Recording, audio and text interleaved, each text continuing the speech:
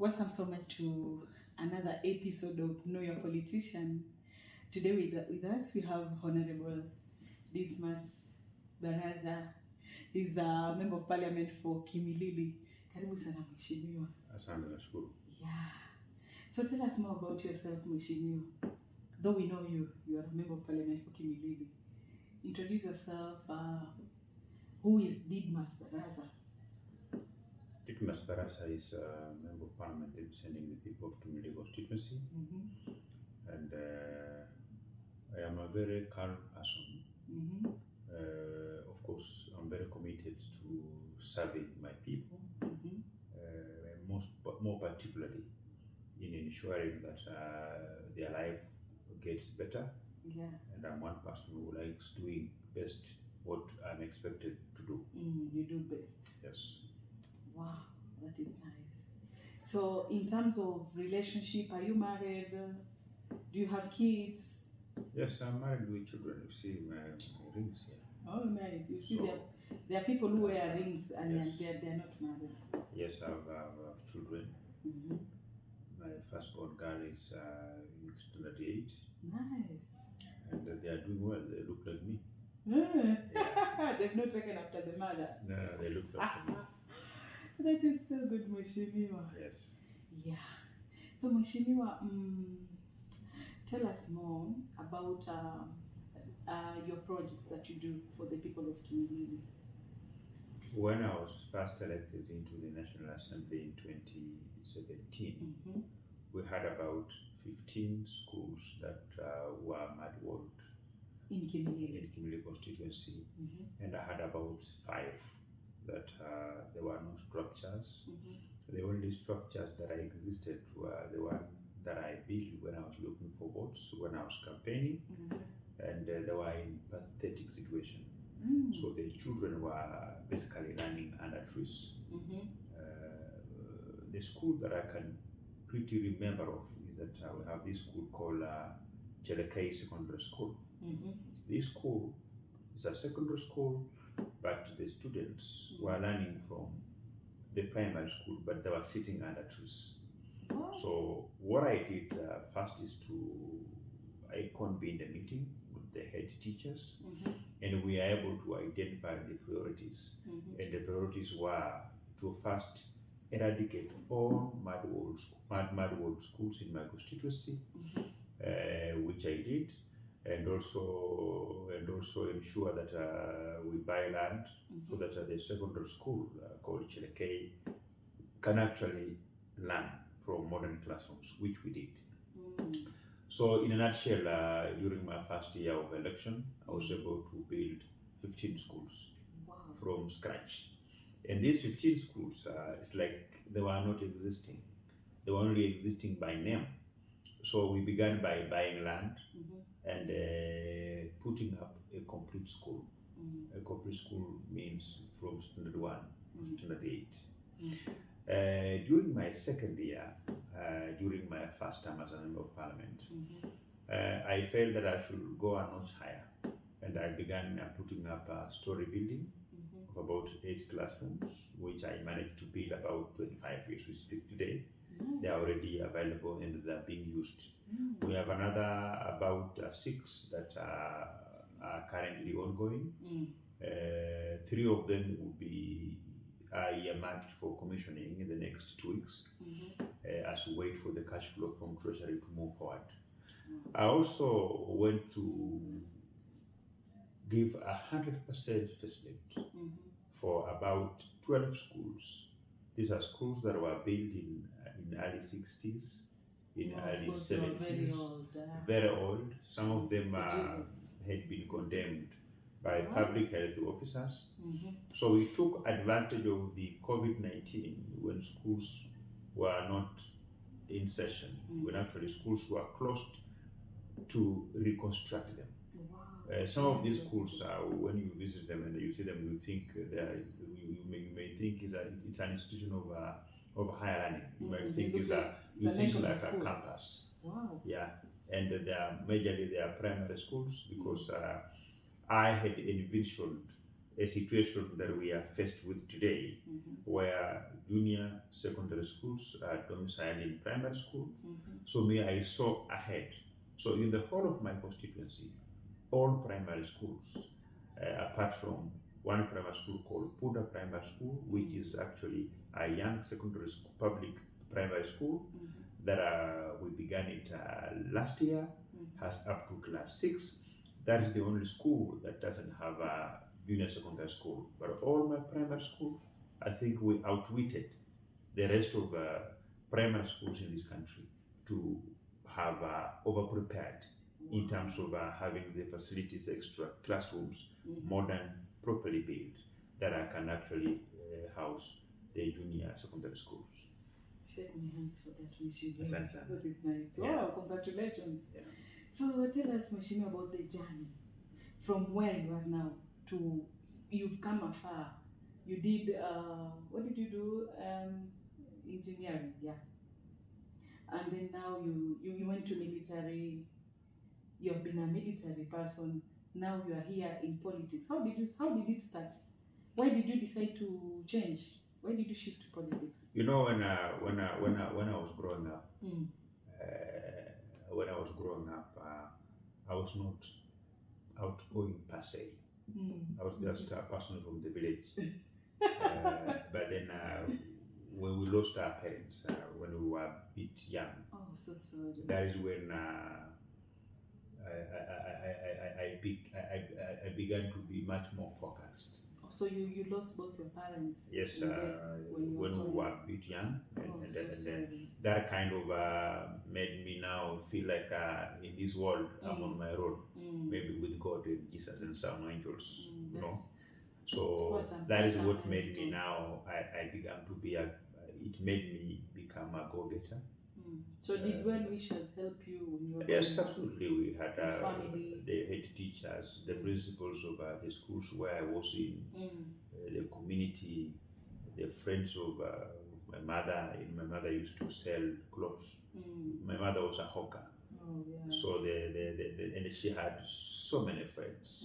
The friends, running from her fellow hawkers that were hawking clothes to shoes and clothes together with. It also goes ahead to her clients, the people who are buying clothes from her, who are buying shoes from her. And of course, we were the one running her errands of going to collect debts. You know, some people will take clothes on debts, so we'll go to collect the debts on her behalf. So the community kind of knew us very well, and so the community assisted me. I usually say that I am a very proud member of parliament who was educated by the proceeds, from the sale of bananas, sugarcane, those small things which many people today will say, I cannot sell bananas at the junction of the road. I cannot sell sugarcane at the junction of the road. That money, the 50 bob, the 10 shillings, the 20 shillings, that has been handled by more than 100 people in a day. That is the money that educated me up to about Form 4. That is quite inspiring. Yes, and very many things changed. I began my career at Kenya Power Lighting Company. I had my first training as an electrical engineer, and when I joined Parliament, of course, things changed now. I would no longer practice engineering, and that the knowledge that I had acquired from studying electrical engineering, I didn't maximize all of it in my role as Member of Parliament. So what I did in 2017 is that I enrolled for a master's. I enrolled for a bachelor's degree in public administration and management. Wow, nice. From Mount Kenya University.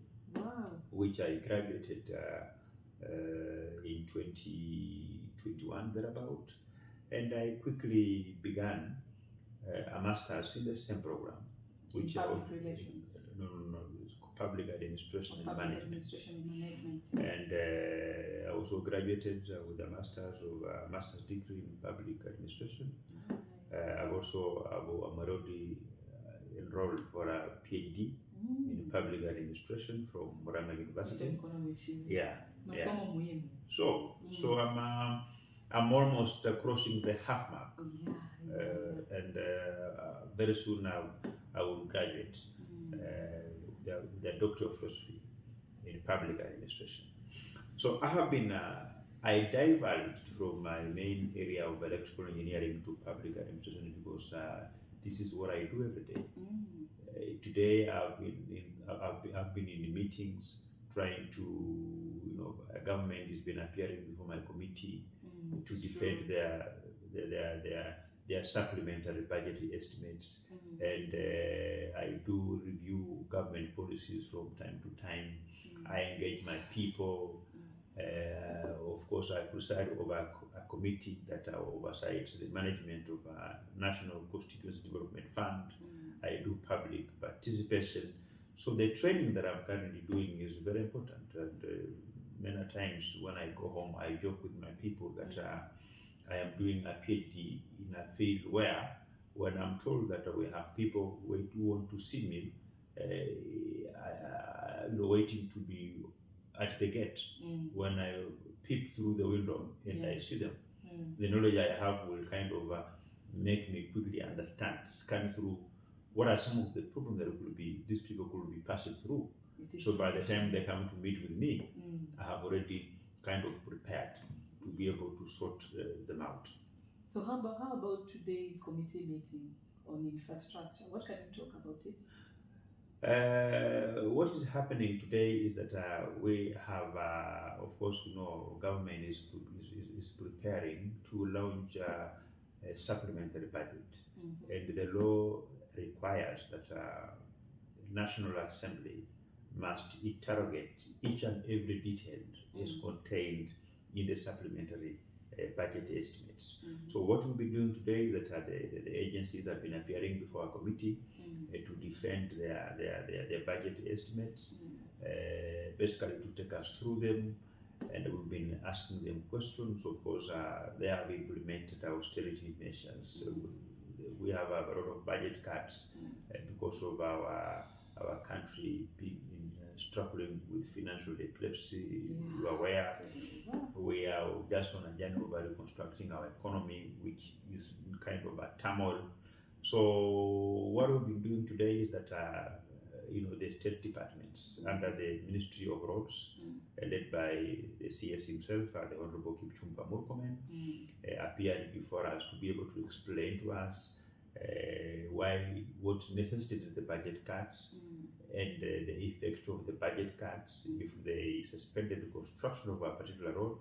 So they were explaining to us the rationale on why they have stopped this road, why they have cut this budget to fund this, and also that extends also to the various airports that are being done in this country, and of course also we put them to task to explain to us measures that they are going to put in place in future to avert such situations that we have found ourselves in, where as a country we go to live within our means, that we only launch projects which we know we have the money to fund, not funding very many projects that when it comes to payment, it becomes a problem. The issue of the issue of pending bills. We have got court fines. Contractors have gone to court, and the courts have directed that the government pays them, plus the accrued interest, the charges of those litigation. That is contained part of the supplemented budget. But we understand that this is a new regime. We are actively grappling to fix what was mismanaged by the previous government. So this is our country. We have to put our heads together, and we have to get the answer and solution.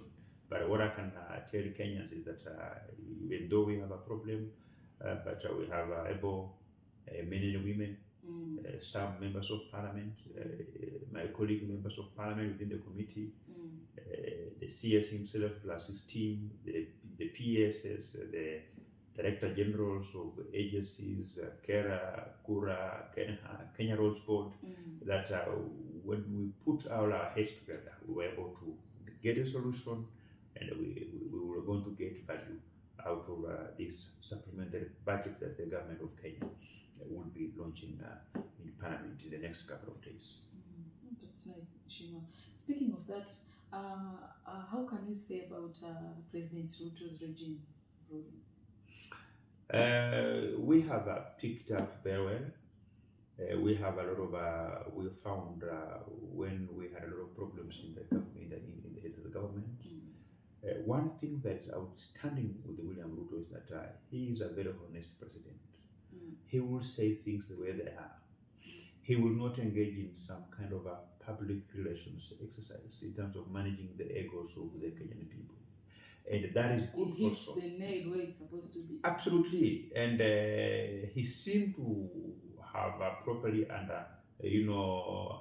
understood what you want to do in terms of understanding the problems that his government is facing, grappling with the huge debts that we owe, grappling with agencies that has been mismanaged, that has been militarized, that there has been under what we call quote-unquote state capture, freeing them from the previous jaws of the state. And he put his best foot forward by engaging competent men and women who understand what the country expects of them. He put them in charge, and he has given them a leeway of them to be innovative, for them to use their brains, not to be micromanaged. And he's doing his cabinet meetings on weekly basis, even at times on bi-weekly, 2 times in a week. And the importance of these cabinet meetings is just for him to get a grasp of what his officers are doing, what have they so far achieved, and if there are any bottlenecks, how does he remove those bottlenecks so they can be able to move forward. His leadership is also very consultative. He is not a dictator. When you have a president who doesn't consult, but people outside here, they say President Ruto is a dictator. It depends on how they are defining dictatorship. To me, I define dictatorship as a person who doesn't consult. But William Ruto is a person who consults. His leadership is being done through consultation, and he has extended his consultations beyond the boundaries of Kenya Kwanza coalition, beyond the boundaries of his administration. He has been meeting with the members of parliament from across the political divides. He has met the members of Parliament of ODM. He has met members of National Assembly from Jubilee Party. These are parties that don't form part of government. The reason why he has been meeting these opposition parties is not to cripple the opposition parties, is not to render them powerless, but it actually is to tap into their intelligence. He will explain to them the plans of this government. What are some of the laws that he thinks are punitive, impediment to accelerating development in this country? He explains to them, and they will be given an opportunity to also to critique, to contribute. So that is a way of actually tapping into their intelligence and also equipping them with the necessary tools that they can use to oversight his government. So that when they will oppose, for example, a proposed increase in for NSSF contribution, they can oppose from a point of knowledge, not from a point of ignorance. And that is, to me, is what makes me feel that William Ruto is the kind of a president who is exercising leadership through consultation, and they seem to have mastered the proverbial saying that says, in the 21st century, the people who are led also have an opportunity of telling their governors on how best they can be governed or how best they can be led. Okay, Michelle. Speaking of that, you are a member of parliament for Kimilili. You are serving for the second time now. And what can you say about the time that you were in Uhuru's government and in Ruto's government? Can you compare? Though Ruto has just started reigning recently. The comparison, the comparison is like night and day. Really? I will itemize the comparisons. One thing that is very outstanding is that William Ruto will want to bring everybody in this country to support his government through persuasion, through selling of the agenda, through beseeching them that, look here, this country is very important. And the fact that you never supported me, the fact that you seem not to support me, it doesn't mean that you do not have the knowledge or the intelligence that can improve my thinking. That's William for you. That's why he will call a meeting for ODM MPs. He will tell them his plan. He will call MPs from Jubilee. He will tell them his plan. Then he will persuasively ask them to support his government. Our former president will persuade you by putting a gun on your head. He will persuade you forcefully. If you don't heed to his demands, he will send you KRA officers to harass you if you are a businessman.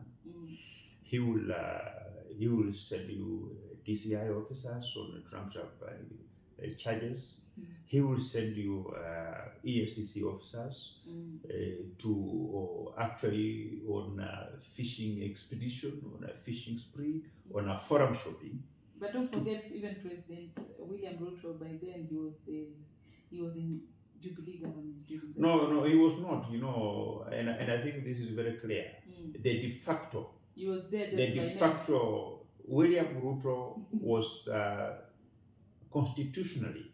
William Ruto was Uhuru Kenyatta's deputy president. But the de facto deputy president of Uhuru Kenyatta was one Dr. Fred MATIAN'GI. Wow. It's all over. I mean, MATIAN'GI was wielding so much powers. Have you ever seen where the deputy president attends a cabinet meeting and is being lectured by the ministers? Even the sitting arrangement changed. You remember even when one CS called Kedako Tupiko said that William Ruto was just a clerk. So it's very common that even the political pundits, political analysts were all over the screens of TV saying that William Ruto is a deputy president without an office. He's just a deputy president by name. Of course, because after some time, of course, we were aware that his boss, Uhuru Kenyatta, had made the decision that he would not support William for presidency, and that his preferred presidential candidate was the then opposition leader, Raila Odinga. So he elevated Raila Odinga as a lieutenant, and he whipped all his government machineries actually to support Raila Odinga. That's why CSS like Musheru, Eugene Wamalwa, Fred MATIAN'GI, CS Macharia, all of them were whipped to line up behind Raila Odinga, including allowing him to ride in military choppers. The government could organize meetings for him from where these ministers were coming from. The ministers began to blatantly in daylight campaigning for Raila Odinga, and that is what happened. So the difference between William Ruto and his former boss, Uhuru Kenyatta, is like day and night. So when was it known by you guys that President Uhuru Kenyatta was in support of Raila Odinga? Is it during the handshake period, or it's when he declared publicly that he was supporting? We knew very well during handshake. period. Of course, we knew and we were telling Kenyans that this handshake has got the main point of why the two gentlemen engaged in a handshake was for power, for 2022 general elections. The things to do with should be peace in the country, making the country like a one country, were neither here nor there. The handshake was backed for two things. One, to change our constitution, to mutilate our constitution, to rape our constitution by the so-called BBI. The second thing was, after ripping our constitution, mutilating our constitution, was now therefore to use it to plant an unpopular candidate as president of the Republic of Kenya. They never ended there. Where on earth have we ever seen the military participating actively in succession politics? It only happens I'm talking about in a democratic country. I'm not talking about these countries from West Africa that are completely undemocratic. I'm talking about in a democratic setup like ours. I've never seen a democratic country like Kenya where the military participates in installing the leader. The relationship between the military and the civilian authorities are like when you put a pot on fire, cooking something. So the fire, the meko that holds the pot is the military. What goes inside the pot is none of their business. So the role of the military is to hold the country without really poking holes, understanding the political cookings, the political processes. They will only wait for the outcome of the political process, then they will continue holding the country together.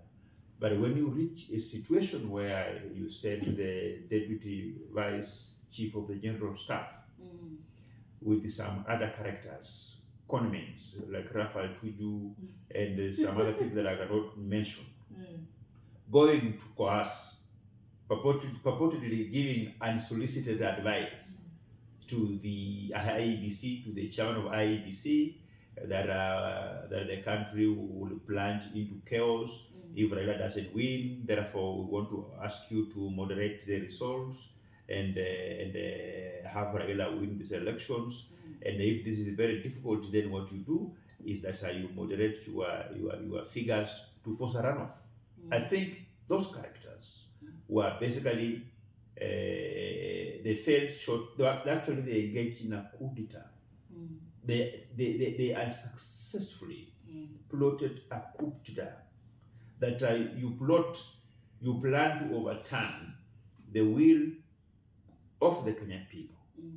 That was very embarrassing, and it almost took us the West African way, where we have coups, where we have coups every time. But Kenya is a democratic country. We have come from very far. So, in a nutshell, I can tell you that is the difference between William Samoei Ruto and Uhuru Muigai Kenyatta. And all these things, the way they were happening under watchful eye of Uhuru Kenyatta. You know, what has been coming out through the meeting that we've been engaging with the agencies, the problems of Kenya Airways, problems of Kenya Airport authorities, are coming up as a result of state capture by the previous regime. So William Ruto leadership will let the entities, the agencies, the institutions function in line with the laid up regulations and the constitution of this country. They should offer their services, carry out their mandate in line with the various statutes of parliament that created them. without interference into their operations. Our former president interfered with the operations of these state agencies and entities by creating tenders to suit a particular business person. You don't create a tender. You don't create something that should be done in a government agency because you have not to give it to a particular contractor, but you create a service that should be provided through by a form of a tender to increase the efficiency, to enable the institution fulfill their mandate, to ensure proper service delivery. And that is what William Ruto is doing.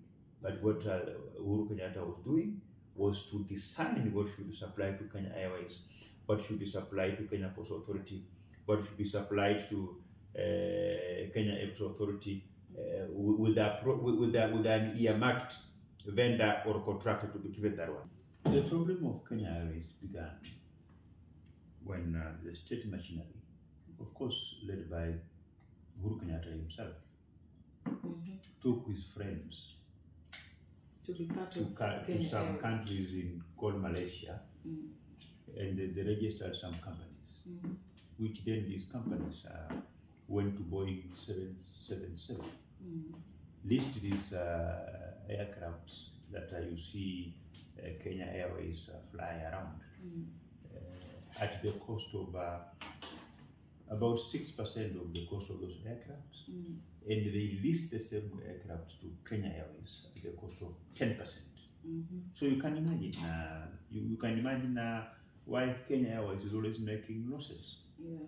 Kenya Airways is a national carrier. Their flights, their tickets are the most expensive in the region. You try to book a flight of Kenya Airways, they are always full, yet they are making losses. There is something which you call so where does the money go? Where the money goes is that because Kenya Airways have leased their aircrafts from a third-party company that is associated with the state machinery and the head of state himself. So the cost is very high. Nothing prohibited them from going to Boeing 777 and they lease these aircrafts at the cost of 7%. Why did they allow that other company to go to Boeing 777, lease those aircrafts, and come and lease to them at exorbitant prices? They engage in fuel hedging. Fuel hedging is where you sign a contract with a particular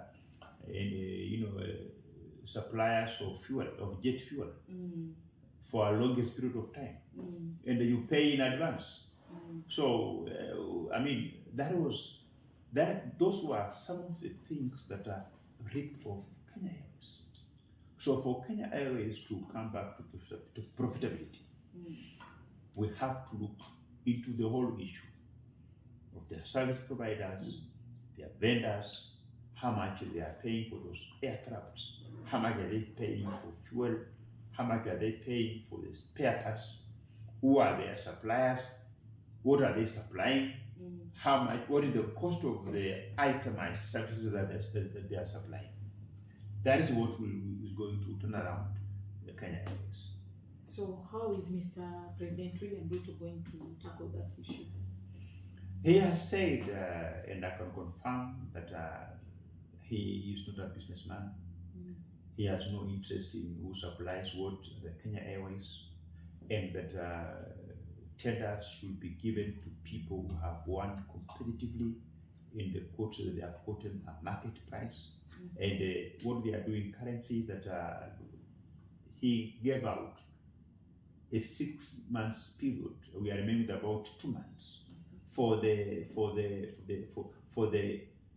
technocrats who are in charge of within the transport sector, the PAs, the minister himself, the PAs, the MD Kenya Airports Authority, MD Kenya Airports Authority, all those kind of people, to be able to come up with a turnaround plan, a plan that is going to revive Kenya Airways, that's going to turn around Kenya Airways from a loss-making entity to a profit-making entity.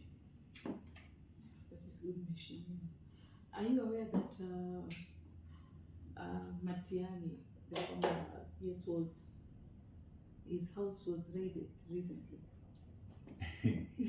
You know, let me tell you what happened. There is a saying from a community that says, a scared dog will always make noise and run away. Matian'gi committed so many years when he was in government. His bank account has billions of shillings. Matian'gi, that is the government's money. Of course, I was coming to that. His bank account has billions of shillings. Matian'gi has never been a business person. You can trace the history of his career from being a lecturer in the university to where he left government as a CS interior. He amassed so much wealth. His role in the Waraka land is clear in public domain because Parliament investigated it. We recommended his prosecution. We recommended his arrest. But apparently the people who are supposed to arrest him are the same people that were reporting to him, are the same people that he had appointed in various positions, so they could not arrest him. He committed so many sins. So when he was aware that he is under investigations, of course, you know, being the immediate CS for Interior, he has some sympathizers in police service, in the DCI, ESCC, who could even tell him that this is what they are investigating. The investigations have advanced to this level. So he just kind of staked his arrest and saying, I have been arrested. So no one was sent to arrest him? No one was sent to arrest him. Nobody went to arrest him. What? But I can tell you for free, he will be arrested. Because William has been very clear. He has said... So was it not President William Ruto who sent people to arrest him? No. And by the way, it is not within the mandate of the head of state to send people to arrest someone. The people who have the mandate to send the police to arrest you is DPP, Director of Public Prosecution, it's the DCI. You can send people to come and arrest you, or ESCC can send people to come and arrest you. Or the Inspector General of Police can order his police officers to go and arrest a particular person. So there is nobody who was sent to arrest Matian'gi. Really? From where I sit, if there is any arrest that will be made against Matian'gi or any other Kenyan, it will be done during the day. We don't have to wait for the night, for the day to end, before the police can go to arrest Matian'gi. We will arrest him during the day, not at night. So no one sent anyone to arrest him? He was just running scared. He was running scared, and he was preparing his supporters that I'm going to be arrested soon. And he wants to politicize. Let me tell you, there is, however stupid the head of state is, in any part of the world, even if a head of state is drunk, even if a head of state is drunk, he cannot begin to politicize arrests when we are remaining with this 5 years to elections. You just come from an election. Why will the head of state use police to intimidate people who never supported him, while he had got all the opportunity to bring them to support him? Let me ask you a very simple question. Today, if William Ruto picks a phone and calls Fred Matiang'i and says, "My friend Matiang'i, whatever you did for me, I've forgiven you. That is long gone. Please, I want you to come and assist me run this government. Please come, let's work together." Will he refuse? He can't refuse. Everybody in our country that is smarting from an electioneering period and a clear determination pronouncement by the Supreme Court that the winner of the just concluded elections is one William Samoei Ruto, everybody will becomes part of government, including Raila Amolo Odinga. Yeah.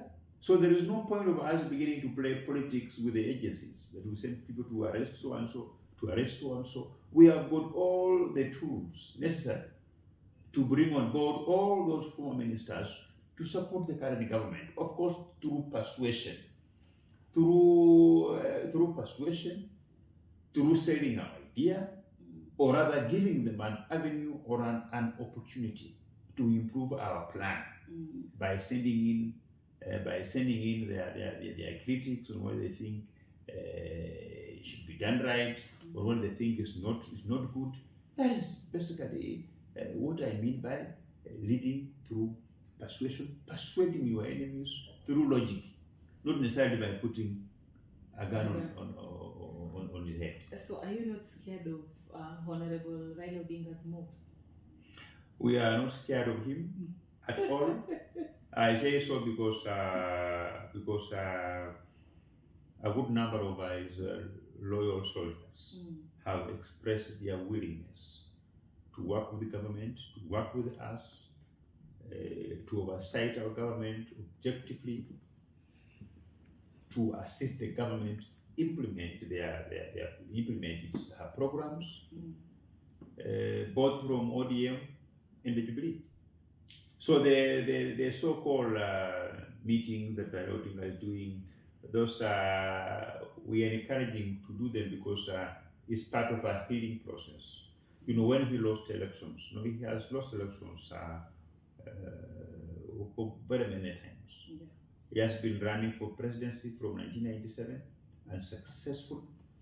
He has lost everything, and we pray for him that he heals much more faster. And part of the healing process is to allow him to do what he's doing now. You know, when a human being is angry, some will ventilate by breaking a TV, throwing a phone, doing all manner of things. But we will continue to pray for Raila Amolo Odinga that he has been losing elections every time, and we only worried. That's why we asked pastors to pray for him, that at least he amepoteza ufalme ya duniani, at least ufalme ya mbinguni asikose. So are you not scared that he's gonna take over the government? How? We only have got one legitimate way that one can use to take over government or form government. One is through a general elections. The general election will come in 2027. So let him put his house in order. If he wants to make another step at the presidency in 2027, we will be waiting for him. We are not scared. This country doesn't belong to one individual.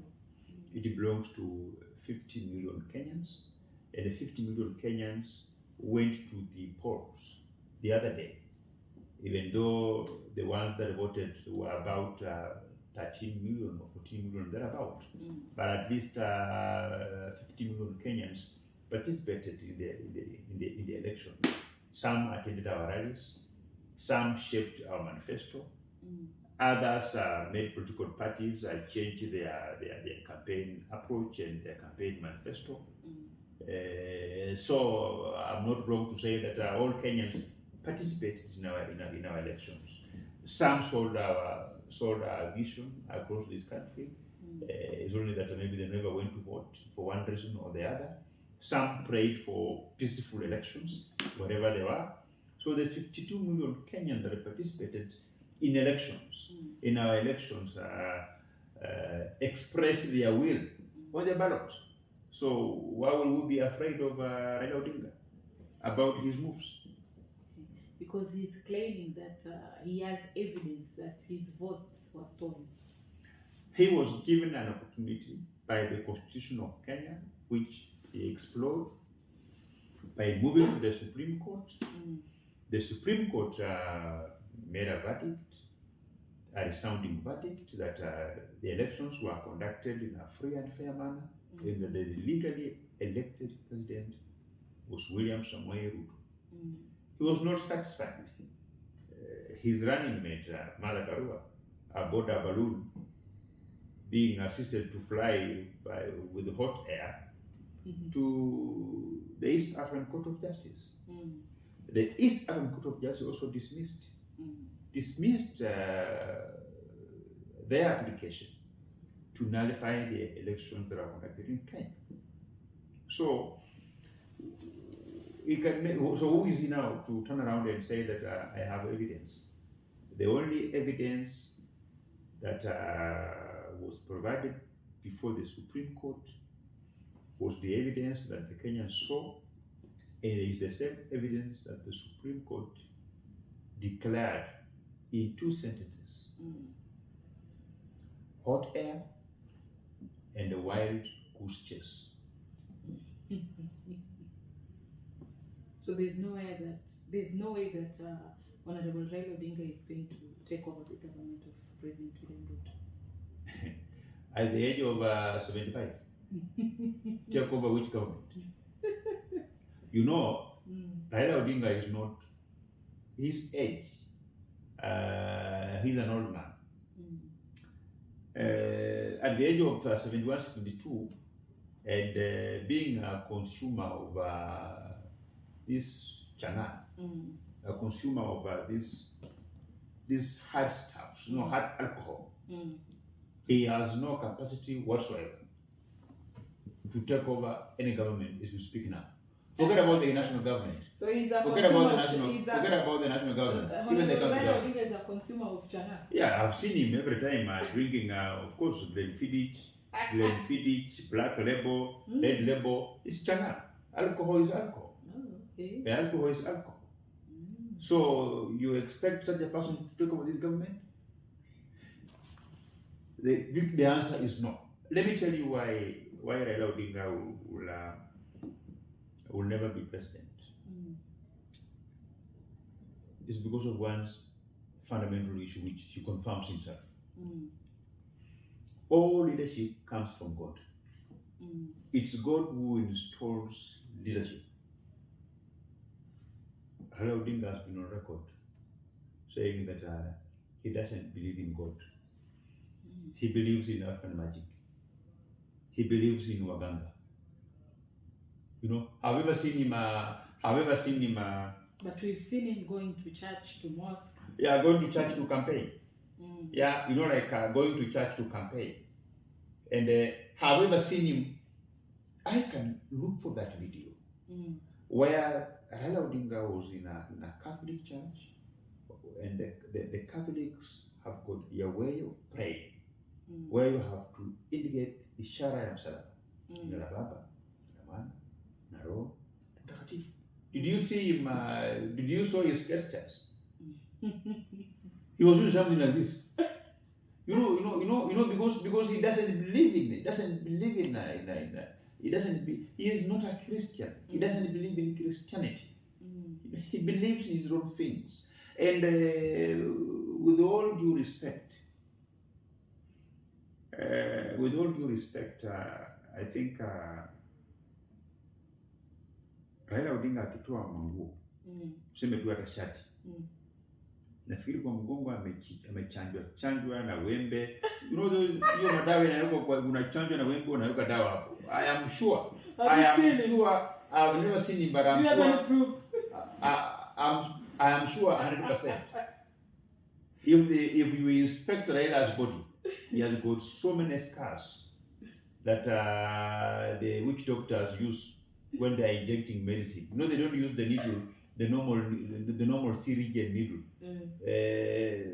Sorcerers or African medicine men will use a razor blade. You know, they will bisect somewhere in Congongo or anywhere, put those medicine and knit it. You know, I'm sure he has got so many of those scars. But you don't have proof. Hukusikia akisema waganga pia wanaponya. Hukusikia? Akisema waganga wanadawa wanaponya. You know, I'm sure even if somebody sues me that I've made those allegations, if I go to court, I will apply for an order so that we can so that the court can witness. I am sure 100%. His body will never miss a scar. You're talking as if you have proof. I know. I know. I have people who have been around himself. Don't forget that all of us at one point or the other, we were in ODM.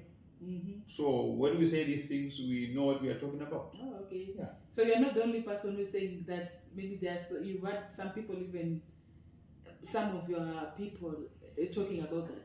You know, I am even convinced 100%. If you go to ask these CBC pupils, that please, can you draw a picture of a person going to see Mganga? I'm sure they will draw that out. But don't forget that is a very strong allegation. But he said himself, he said that even waganga pia wanaponya. Wako pia na dawa, meaning he believes in the power of African medicine, which is basically witchcraft. Okay. Raila Odinga will never go anywhere. You are a journalist, go and ask him the relevance of the whisk that he carries everywhere. Where he carries the whisks. So is it like a charm or what? It's like a charm. That is a Christian will carry a Bible. A Roman Catholic will wear a rosary. Wherever you go, if you believe in the powers of the religion that you belong in, you will walk with a symbol. If you believe in the power of God, Christianity, either you walk with a rosary, or you walk with a turban, or so something. He walks with a charm. He walks with a charm. That is where his powers comes from. I'm told that he had an aide whom he sacked he sacked one of his aides at some point because he forgot the charm. He took out the charm when he was going for a very important political rally. The meeting could not proceed until that charm was brought. That's when the meeting could be allowed to proceed. Yeah, of course, I was told also. Yeah. You were told by a close person. A close person, Raila Odinga. Yeah. Well, okay. That is hot now. Yeah, and I think Raila's friend is we have this man in Mungoma. That could make his best friend. You have heard of this man called Yeshua Tongare? I think they should their spirits kind of they should be similar. Very much. Yes. Thank you so much, Mheshimiwa, for this interview. It is a nice interview. So let me ask you something. You from the Luya community, a leader from a Luya community, what do you think about Luyas now with Raila Odinga? One thing I must confess that a section of the Luya community had believed so much in Raila Odinga, and notably people from Kakamega and Busia. They believed that Raila Odinga would make the best president as compared to William Ruto. That's why Raila got more votes in Kakamega and Busia than William Ruto. But the people of Bungoma, I must thank them because 2022 elections was won and lost in Bungoma. The votes that William Ruto got in Bungoma were about 70% of the total vote cast. They are the ones that brought down the pendulum. They are the ones that made a decision in terms of William Ruto's winning with 50 plus 1%. And they never believed. Of course, you know, the ODM fraternity had sold propaganda to the people of Kakamega and the people of Busia that they have the deep state, and that even if William Ruto will win, Uhuru will not relinquish power to him. He will instead just say, go to hell, and give the trappings of power to Raila Odinga. And kind of the people of Kakamega, they bought that fear. But after elections, William Ruto was declared a winner. Moses Wetangula was elected Speaker of the National Assembly. Musalia Mudavadi was nominated and approved to occupy the powerful position of Prime Cabinet Secretary. I can tell you for free that the whole of Mulembe Nation are behind Kenya Kwanza. And if elections will be held in 2027, Western Kenya counties, Bungoma, Kakamega, Vihiga, and Busia would vote for William Ruto 100%. just like the counties of Nyeri, Murang'a, Uasin Gishu, Kericho, Bomet voted for him. Oh, we are waiting for the next elections to come so that we can prove that. Yeah, we are all not going anywhere. We are all young. We're not going anywhere. And we have also now, we campaigned on a platform of hope without the government, without the trappings of power. But now, on 2027, we will no longer campaign on the platform of hope, but we will campaign on the platform of what we have so far done, our efforts to alleviate poverty in this country, our efforts to ensure that our independent institutions functions independently and efficiently with an improved service delivery to the citizens of this country. Speaking of alleviating poverty, Mheshimiwa, what do you think about President William Ruto's way of the taxation? People are crying outside here about the taxation process. You know, our tax regime has been oppressive for quite some time. It's not just oppressive during William Ruto's tenure, but it's always oppressive. Basically because we have got some big people who don't pay their taxes. You remember when NIC Bank was merging with another bank, they were supposed to pay the government in excess of 300 million, but they never. They gazetted a waiver, they never paid that money. We have had big business people who will go to KRA, of course with the support of executive, to apply for tax waivers, accumulating to millions of shillings. And that is what makes the life in this country very difficult. Let me tell you, it is not that the Kenyans are crying that taxes are huge. It is not the increase in taxes that is making Kenyans cry, but it's the increased cost of living.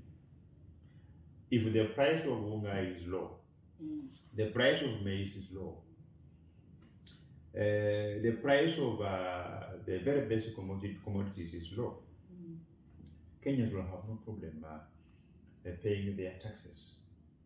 Because if you look at their taxes that they shall pay, they goes back to improve their service delivery. Yeah, because everything is on high. Yeah, and what we also, and what we want to do as a government is that William Ruto has a plan to be able to widen the tax base, to ensure that we create more entrepreneurs through support of small, medium, and micro enterprises. The Hustler Fund has come to develop the smaller businesses The economy of the country is driven by these smaller businesses who contribute to taxes at the county government level in every market.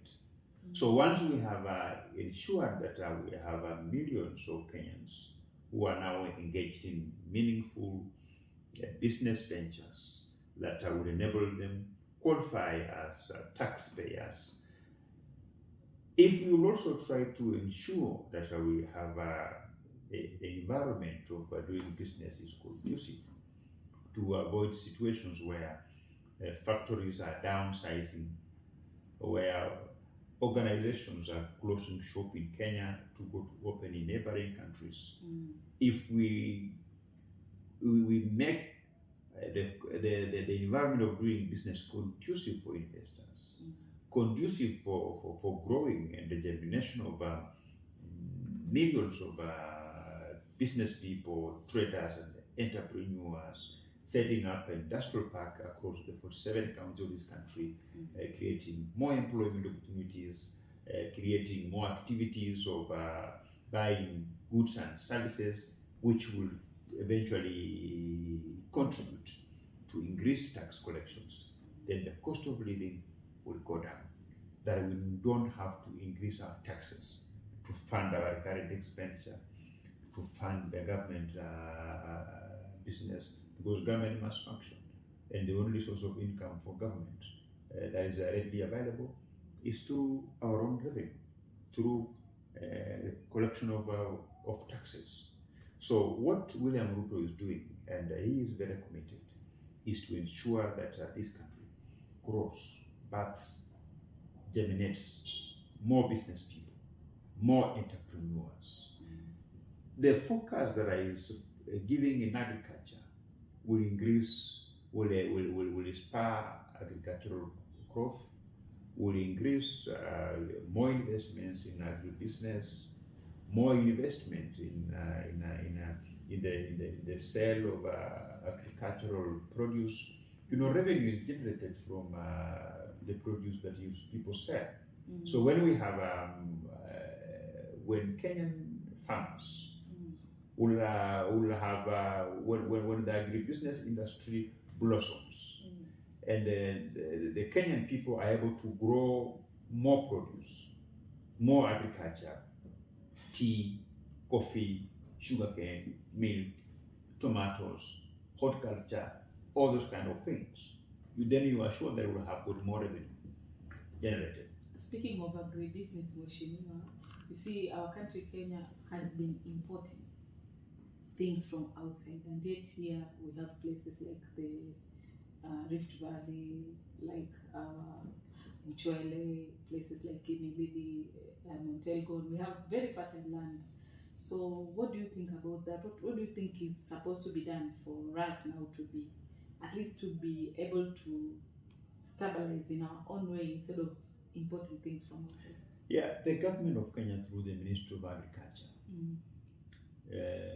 is engaged in modifying a plan that will see our coffee being processed in our country, the grade 1 coffee being processed in our own country, and we will export the finished coffee products, including our tea and milk, to avert the tradition that has been going on for a very long time, where we export raw coffee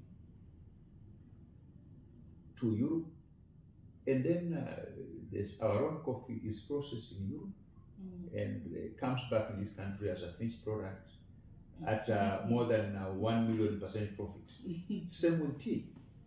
You go to these 5-star hotels and you drink tea. You order coffee. You go to a 5-star hotel and ask for cappuccino. You ask for coffee. The coffee that you are sold a small mug of coffee at about 1 euro. So the same coffee left this country, went to Europe, it came back within our own market very expensively. So that profit that comes from the sale of the finished coffee, the farmer doesn't benefit. The person who benefits are the cartels who are in foreign countries, who bought our coffee very cheaply, processed it, and brings back in our own country, selling it very expensively. So we are going to have value additions in the coffee sector, value additions in the tea sector, that we process our own products in this country. Then the profit that will have remained in Europe, then our farmers will be able to get a good money. Mheshimiwa, are you certain that all that is possible during these 5 years of President Ruto's reign? Why not? Okay. Well, just give us a few time. You know, give us a few time. We know where we are coming from. We know where we're headed as a government, as a country, and we know what it takes to get where we want to go. Okay. So what can you talk about the political wave in our country? We have just come from an electioneering period, and now everybody wants to coalesce around government. The only kitchen where developments are planned and hatched and baked and cooked is a kitchen called government. If you go into a toilet called Azimio, or some kind of a makeshift structure called Azimio, or whatever way it is, development is never discussed there. Development is discussed in government. Even those who have been making noise, including Raila Odinga himself, Raila seems not to understand the law. He has been saying that the budget is made in the National Assembly. That is not true. The originator of budget policy statements is government. The ministries will go into the villages, will do their meetings through cabinet meetings, approve government programs. Those government programs are only presented in the National Assembly in the name of budget documents. So in National Assembly, it's just the English, support or no. And then we can move some things from this particular area within the same line ministries. So the budget making process, 90% is driven by government itself. Today we've been looking at supplementary budget estimates. Who's the originator? Government. There is no way members of parliament sat and say that now we need to do these austerity measures, now we need to move this money from here to here, now we need to cut this budget to this amount of money. We are simply rubber stamping. We are simply putting them to explain to us. They are only looking for our signature to proceed. Yeah. But the day that we will change our constitution to ensure that supplementary estimates must emanate from National Assembly. Budget policy statements in terms of which road, how many roads should be tarmacked this financial year, in terms of how many industries should be put up, and from and to where, and where we get this money from. The day those responsibilities will be under Parliament, then we can say Parliament is the one that drives budget. But as long as the originator of budget will be cabinet, will be the executive. They are the ones who sells an agenda to the country.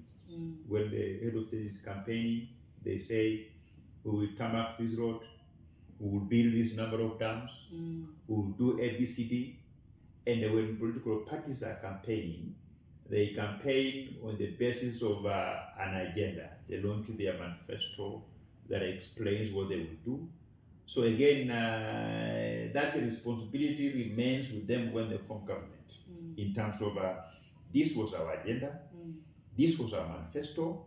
So they will now operationalize the manifesto by scripting them on a document in the name of budget policy statement. So that is what now is brought to Parliament by saying, as executive, this is how we plan to develop this country. And again, you also bring in a bill that largely explains how they will get the money to fund their budget. Okay. Speaking of bill, Mheshimiwa, during your last season, you never sponsored any bill. Unless if you don't live in this country, you can go and find out. Today, Public Service Commission is engaging paid-up interns, including Teacher Service Commission. We have interns teachers. Go and find out who's the originator of that bill. Oh, okay. Yours truly, Didmus Barasa. Oh, then shake my hand. Yes. I also interacted with very many people who are suffering. Pensioners who are suffering, waiting for their pension. You retire from the city, you wait your pension until you die. Yeah. The money that you spend chasing quote unquote fire, kusukuma fire, is more than what you will be paid as your pension. I took a bill in Parliament that will now compare NDCs. So that was during your first term. Okay. Yes. Retirement Benefit Authority Amendment Bill. So that retirees can be paid their pension within a maximum period of 3 months. Wow. And the failure to pay them over 3 months, the money will accrue interest.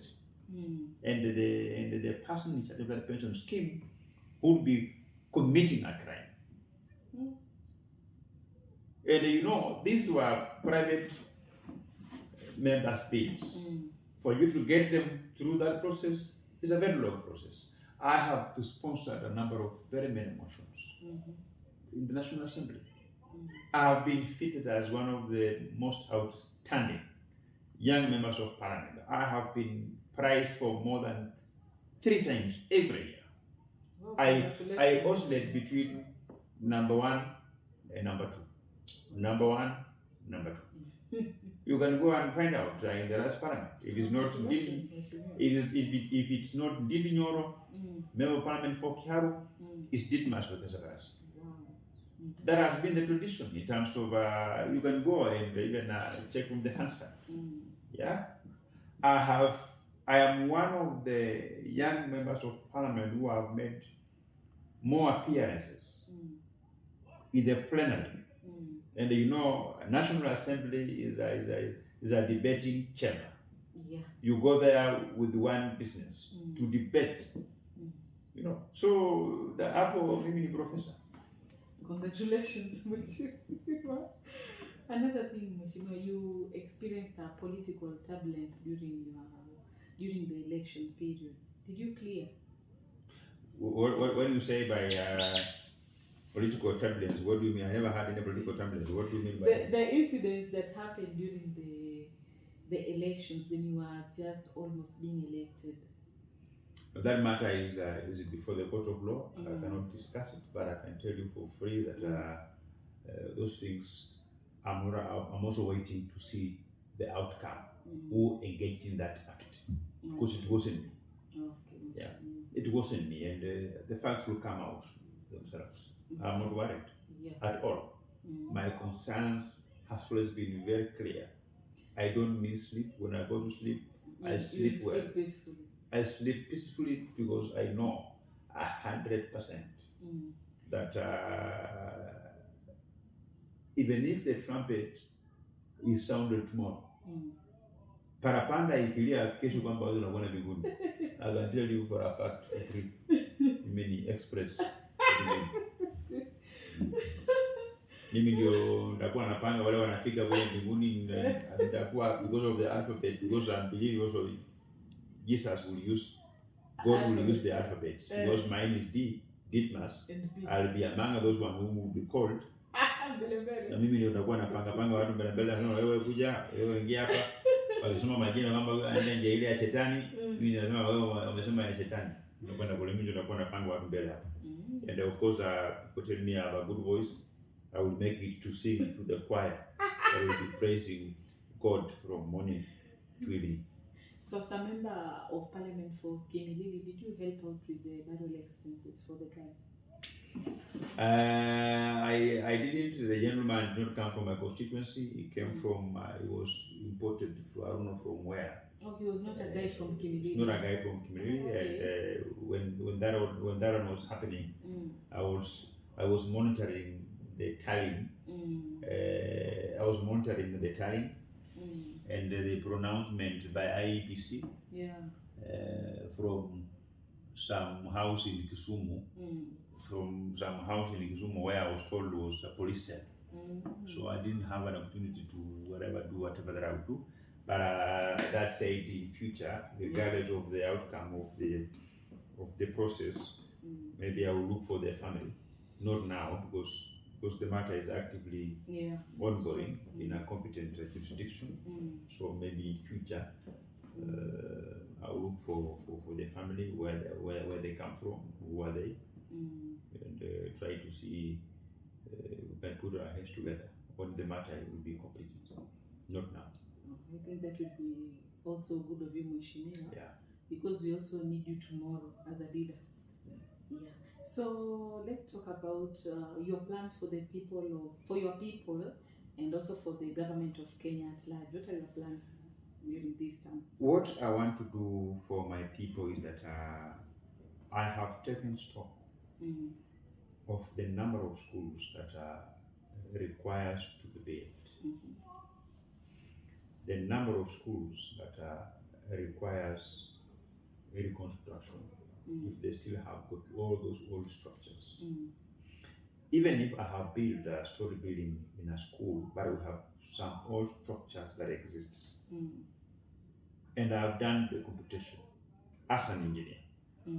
I have also sought the services of a very competent quantity surveyor to do an estimation of the amount of money we need as a constituency in the next 5 years to be able to revamp all our primary schools. And the good news is that comparing with the amount of money that I spent building 25-story buildings, building over 40 primary schools that never existed, the money that we put in building libraries and laboratories, I only need a half of that money to ensure that all our primary schools, none of it will have an old structure that was built in 1970s. I need half of the money to sort out that. So are you going to use your own money or money from I'm talking about government. I'm talking about CDF. Let me repeat for the purposes of for you to understand me properly. Yeah. I have done a strategic plan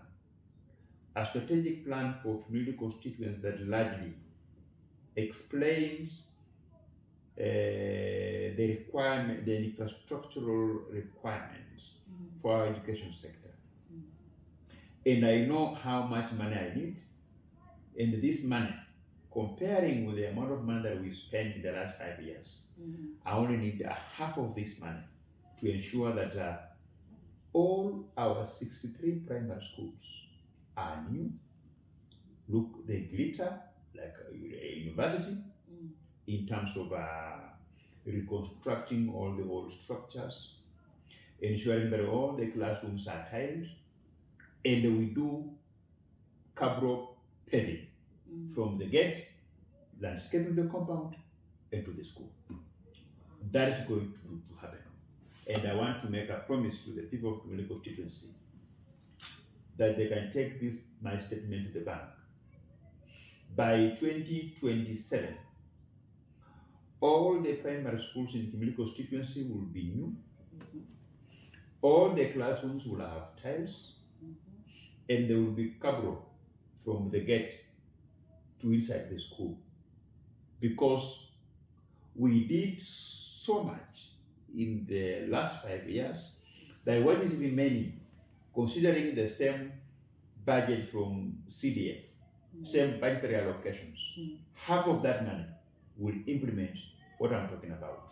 I'm foreseeing a scenario in 2028 to 2032 that the MP will come in by then, after I have left. That member of parliament, if CDF will still exist, I see that man buying uniforms for the children, Because you would have completed Yes, almost everything. installing swimming pools, Mm.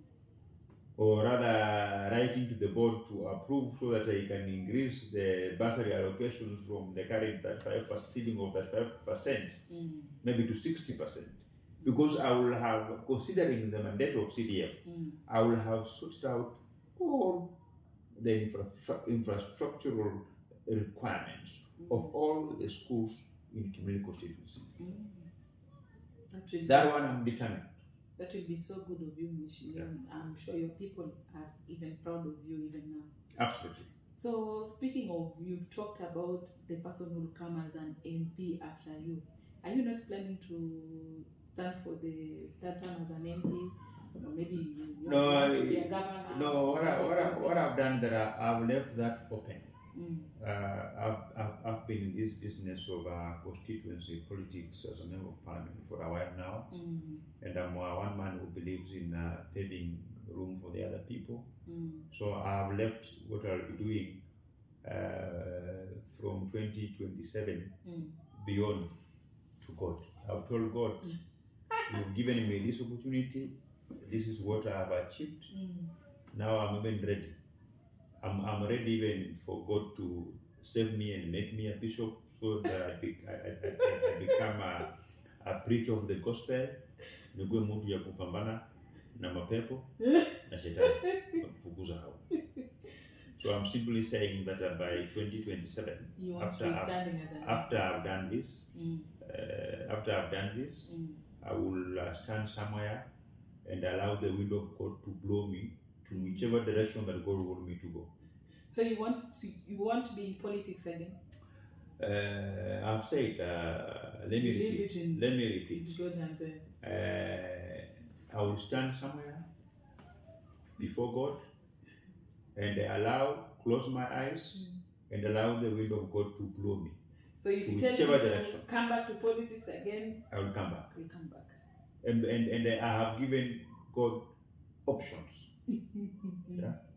Anifanye nikuwe bishop, mtu tu ya kuhubiri injili, kuombea watu, kupambana na mapepo na kufinyilia shetani kwa kwao.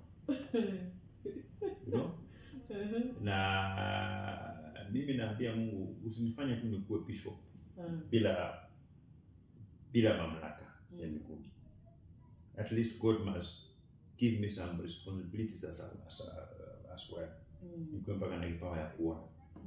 Na wana mambo yanakuja mbele kama wale manabii wale wa zamani. You don't want to be like akina Pastor Ezekiel, how they see their things nowadays. More than Pastor Ezekiel. I think if God gives me an opportunity as a bishop, I want to be a bishop who will preach the gospel the way it was preached in 1960s, in 1970s, the times of Reinhard Bonke. You know, the real prophet of God, the real pastors who could pray, during the who missionary could go. time when they were coming to Kenya. Yes, who could be called to go into a village and all the people living with disabilities who are non assembled. Then once you spread the anointing oil on them, they walk. So not the one that brings somebody on a wheelchair and you don't know where this man comes from. You know, like I will tell God, for the nation to prove that God has given me power over men, that God has given me the supernatural power, you know, a healing ministry. Yeah, I will just make a call for people to bring me David Olesankoko, the person everybody in this country knows. Yeah, and you heal him. He works with disability. He's a man who is living with the disability. So David Olesankoko will be brought to me. Yeah, with his green suit. Yeah. I'm telling you, Mheshimiwa, I can't wait for that. I'm really waiting. Guys, I every day anaambia Mungu, mimi ningependa kuwa bishop. Give me the power to heal. Na unipe mpaka power ya kufanya walemavu watembee. Sitaki kumponya mlemavu ambaye hajulikani. Mlemavu ambaye amejulikana Kenya ni mlemavu. And Honorable David Olesankoko. Niletewa huyo. Akifika pale kwa mlango anamwambia walk, hiyo mafimbo yake anatupa chini. Anaanza kutembea. That is the power that I usually pray that God gives me after 2027. Okay, let's wait for that, Mheshimiwa. We pray that God grants you your wishes. Yeah. Yeah. But thank you so much, Mheshimiwa, for coming. For parting shot. I think as a country we've come from far. And we must also appreciate that God is rising new men and women that will take this country to the next frontier. Yeah. I want to appreciate the pioneers of democracy in this country, the people who are among the very first to participate in multi-party democracy, shaping our democracy, shaping our governance system, and those who are remaining, who participated in the fight for our independence and the second liberations. But I want to remind them that they made their contributions that has enabled this country to be where it is now.